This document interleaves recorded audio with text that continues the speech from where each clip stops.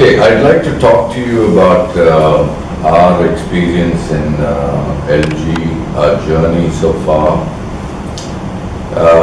Even though we are about 54 years old, I'd like to focus on the journey that started somewhere in the early 90s. That was when India was opening up.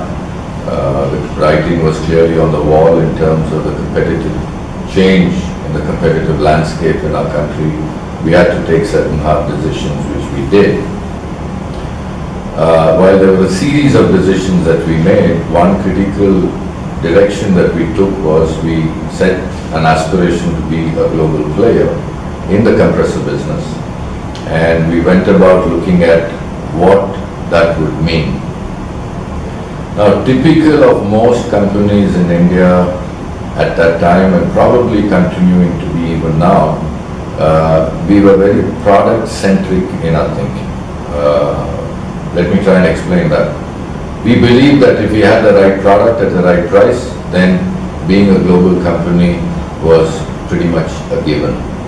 So we went about with that limited thought. We went about building technology, investing a lot of money in building not just the know-how, but the know-why of our products, where we looked at not just the design of the product as it looked today, but the fundamental technologies that govern the design of future products. So it was not about just making state-of-the-art, but also preparing the company to build a state-of-the-next-art. So which we have done quite successfully. Today, if I reflect back and say, have we done that, I can say with very high levels of confidence, today in the company, the technology is embedded so deeply that we have the know-why to build the next generation of products. Somewhere along the line in this journey since the early 90s till now, I would say somewhere at the midpoint, we realized that product alone is not just good enough.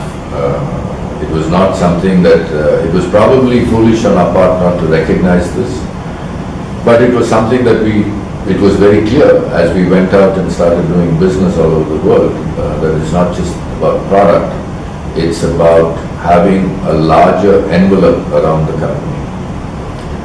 So two areas that I would like to focus, there's so many things that need to be done, but two areas that I would like to focus is, one is on the process. And when I say process, it's not about just manufacturing, it is not just about sales, it's not just about marketing, but really being a process-oriented organization. And the second dimension that I would like to talk a little bit about is people. So while we focused a lot on our product development, we really didn't focus as much on our processes as well as our people.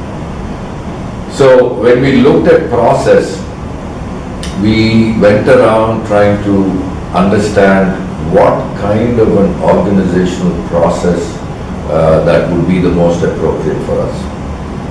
Now, at that time, two specific tools that were quite popular.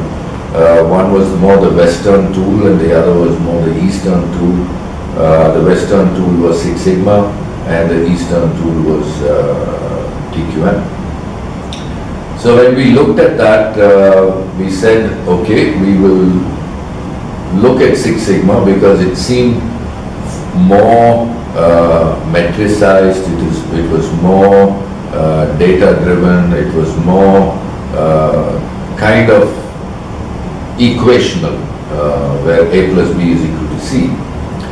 And we thought that would be something that would fit in and something that would give us quick results.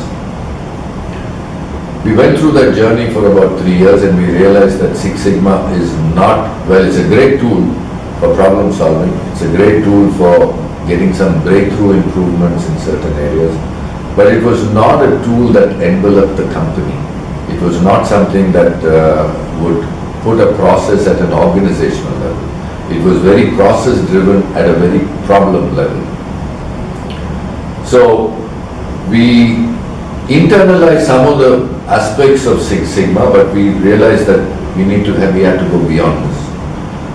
That was the time we were also looking at our manufacturing systems, and we felt that we were way too primitive in the way we were producing our products. Now, we were not sure where to start. We did all the things typically most companies do, that is local optimization. Optimize on your cycle time, optimize on your inventory, optimize on your buying cost, optimize on your lead times. Very local, project-driven optimization, but again, we were not comfortable with that because there was something bigger that was missing. So, during one of my visits, in a very ironic way, it was one of my visits to Germany that I observed the practice of lean systems in a company there. And the company, we were fortunate enough that the company was willing to lend us their team to help us start this process.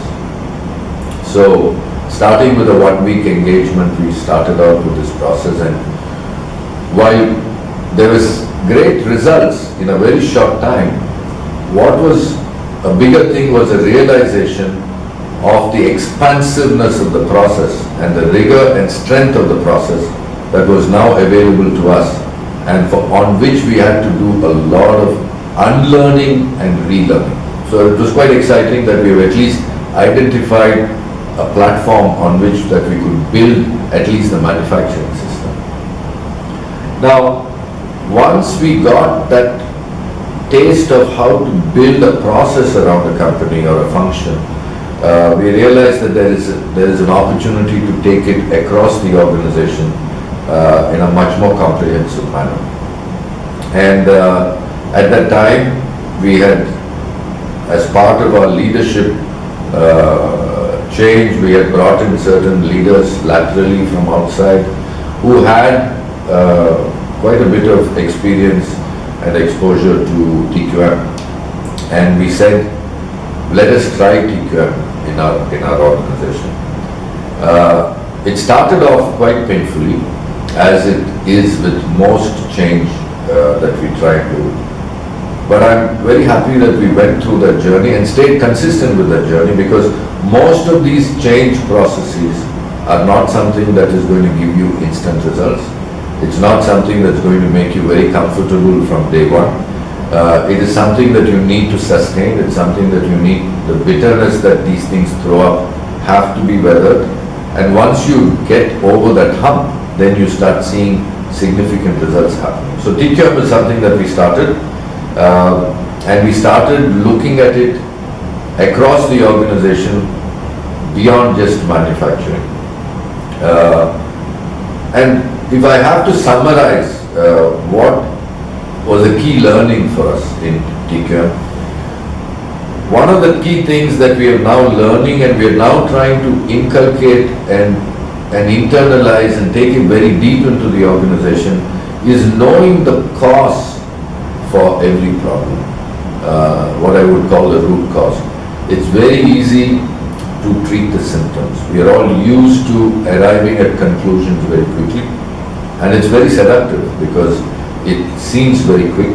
We know, I have the experience, I know what it is, therefore this is the cause, and we try and fix it. But invariably we end up fixing the symptom, and therefore we end up repetitively fixing the same symptom.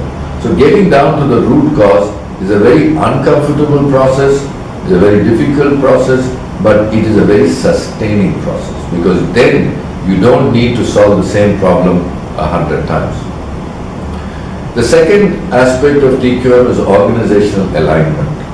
Now, in most of our companies, as much as we believe from the top to bottom, there is a certain alignment in terms of goals, alignment to the goals and the aspirations of the company. You will find that even though the senior management are talking about going in certain directions and proposing certain aspirations or trying to push for certain ambitions, you will find that as the organization goes down, there is a significant watering down of the alignment to those aspirations or ambitions. A formal process by which alignment is ensured is very critical, and that's one of the strong points of TQM. And the third thing is knowing the problem, getting the alignment. They're two great significant things, but if you don't have a very strong, consistent, rigorous review methodology, then the whole purpose is lost. So these are the three strong disciplines, among many other small things. I would say these are the three strong disciplines that TQM brings into the organization, and we have been quite enthusiastic and happy about the change that has come about in the company.